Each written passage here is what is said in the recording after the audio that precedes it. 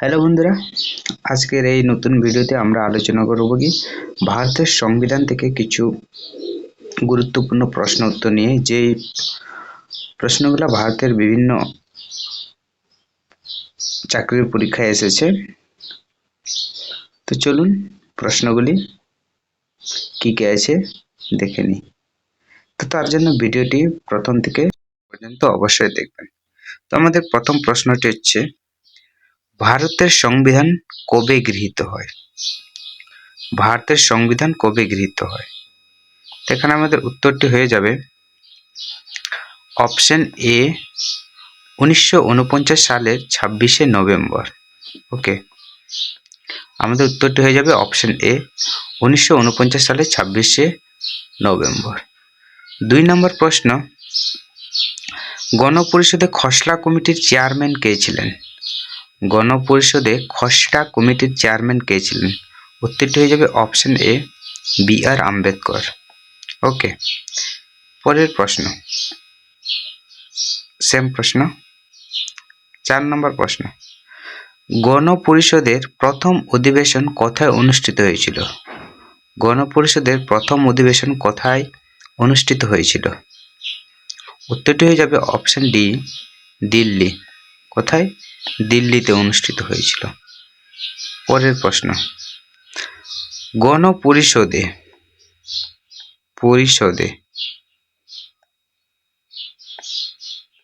গণপরিষদে কবে ভারতের জাতীয় পতাকা গৃহীত হয়? কবে গৃহীত হয় জাতীয় পতাকা গণপরিষদে? অপশন বি 22শে জুলাই 1947 সালে। নেক্সট প্রশ্ন, সংবিধান সভার প্রথম স্থায়ী সভাপতি কে ছিলেন? সংবিধান সভার প্রথম স্থায়ী সভাপতি কে ছিলেন? তো সংবিধান সভার প্রথম স্থায়ী সভাপতি ছিলেন তোমার doctor Rajendra Prasad. Option B উত্তর। এর পরের প্রশ্ন, ভারতের সংবিধানের প্রস্তাবনা ধারণাটি কে সর্বপ্রথম উৎক্ষেপণ করেন? ভারতের সংবিধানের প্রস্তাবনা ধারণাটি কে সর্বপ্রথম উৎক্ষেপণ করেন জওহরলাল নেহেরু। কে? জওহরলাল নেহেরু। অপশন সি উত্তর। এর পরের প্রশ্ন, ভারতীয় গণপরিষদ কত সালে গঠিত হয়েছিল? ভারতীয় গণপরিষদ কত সালে গঠিত হয়েছিল? 1946 সালে।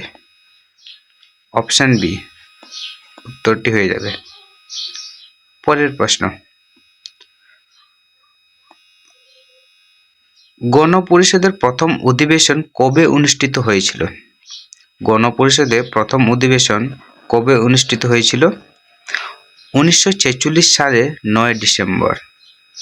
অপশন এ উত্তরটি হয়ে যাবে। পরের প্রশ্ন, ভারতের রাষ্ট্রপতি পদপ্রার্থী এর ন্যূনতম কত বছর বয়স হতে হবে? ভারতের রাষ্ট্রপতিকে রাষ্ট্রপতি পদে নিযুক্ত হওয়ার জন্য কত বছর হতে হবে? উত্তরটি হয়ে যাবে অপশন ডি 35 বছর। পরের প্রশ্ন, গণপরিষদের প্রথম অধিবেশনে কে সভাপতিত্ব করেন?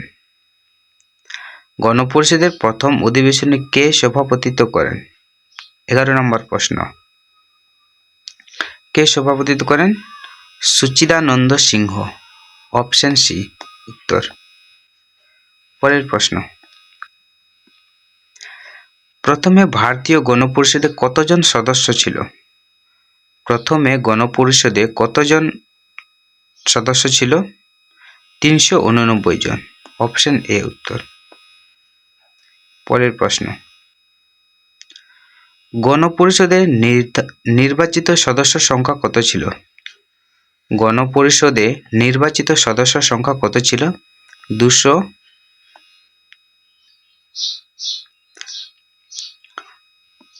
গণপরিষদে নির্বাচিত সদস্য সংখ্যা কত ছিল? গণপরিষদে নির্বাচিত সদস্য সংখ্যা ছিল 296 জন। অপশন এ উত্তর। পরের প্রশ্ন, ভারতীয় নাগরিকদের ভোটাধিকারের ন্যূনতম বয়স কত বছর? ভারতের নাগরিকদের যে ভোটটা দেয় সেই ভোটদানের বয়সটা কত বছর হতে হবে? 18 বছর। অপশন সি 18 বছর। আমরা কিন্তু 18 বছর হলে ভোট দিই। পরের প্রশ্ন, ভারতের সংবিধানের জনক কাকে বলা হয়? ভারতের সংবিধানের জনক কাকে বলা হয়?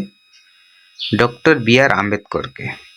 কাকে? ডক্টর বি আর আম্বেদকরকে। অপশন বি উত্তর। পরের প্রশ্ন, বর্তমানে ভারতের সংবিধানে কয়টি ধারা আছে?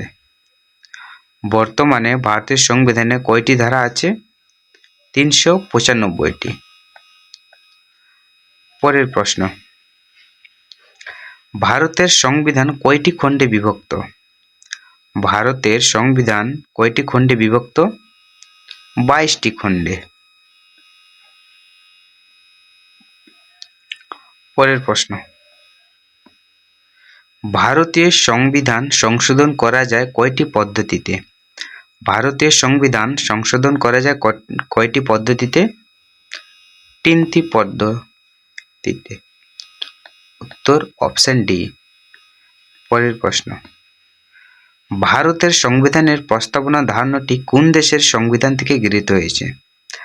ভারতের সংবিধানের প্রস্তাবনা ধারণাটি কোন দেশের সংবিধান থেকে গৃহীত হয়েছে?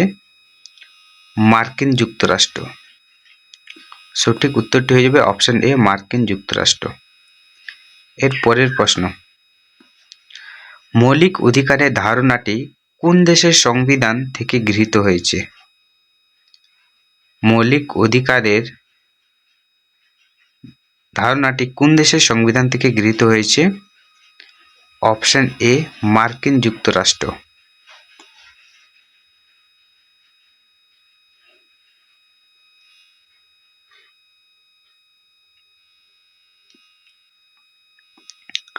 পরের প্রশ্ন,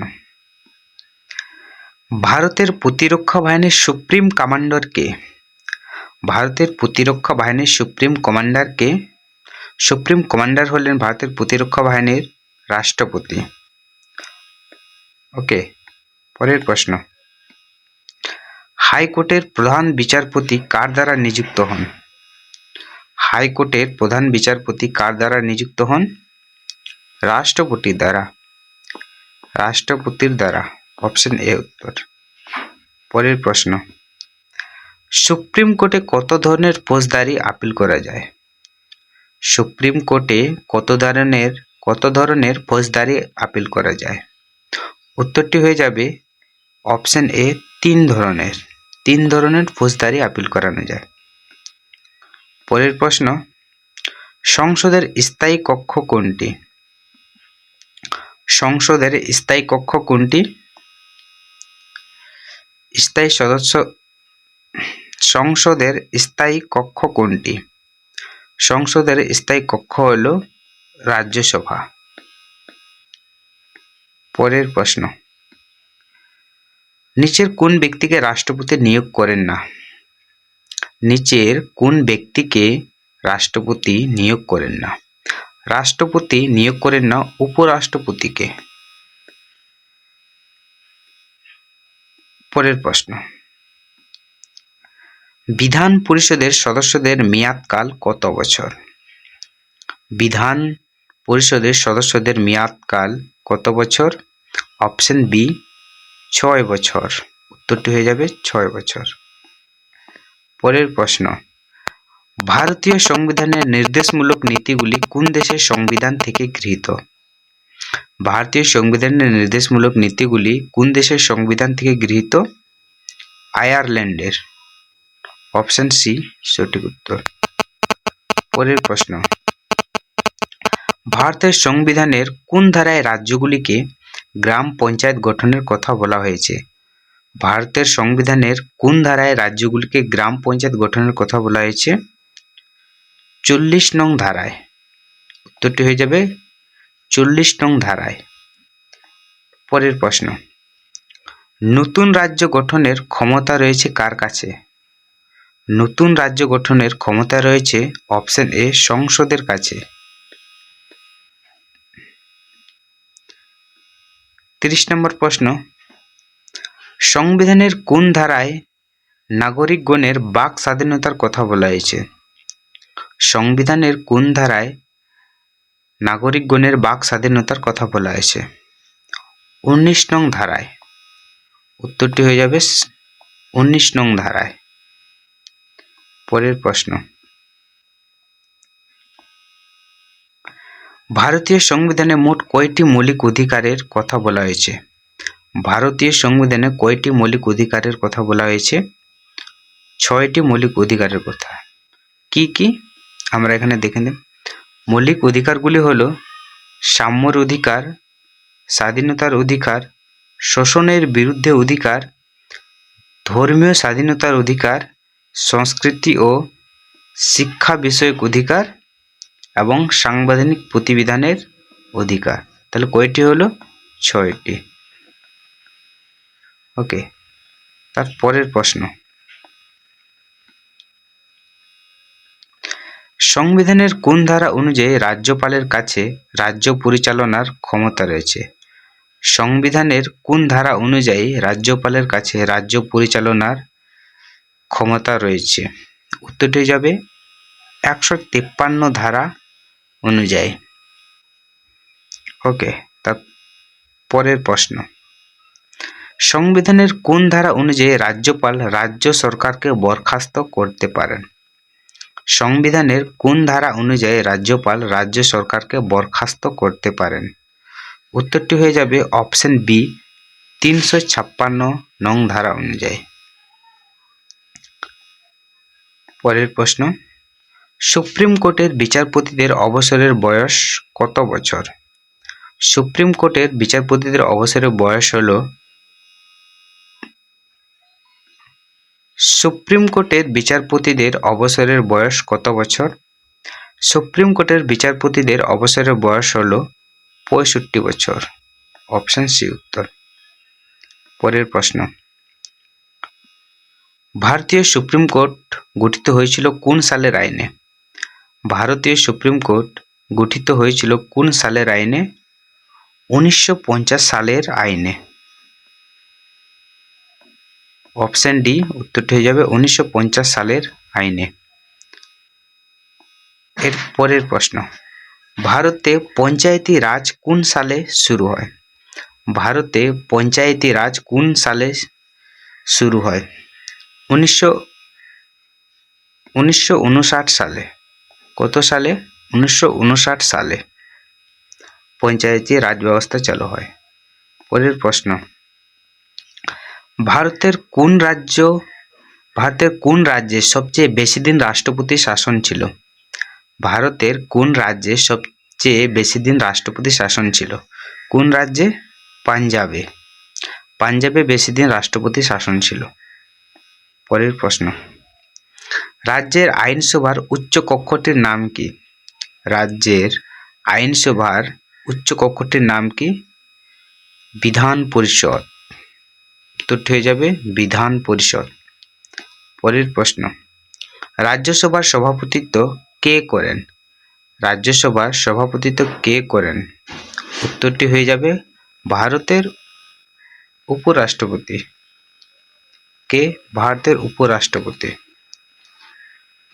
আজকের লাস্ট প্রশ্ন হচ্ছে, কবে ভারতের সংবিধান কার্যকরী হয়েছিল? কবে ভারতের সংবিধান কার্যকারী হয়েছিল? উত্তরটি হবে 1950 সালের 26শে জানুয়ারি। ওকে, তো বন্ধুরা ভিডিওটি যদি ভালো লাগে থাকে তাহলে অবশ্যই সাবস্ক্রাইব করবেন। ধন্যবাদ।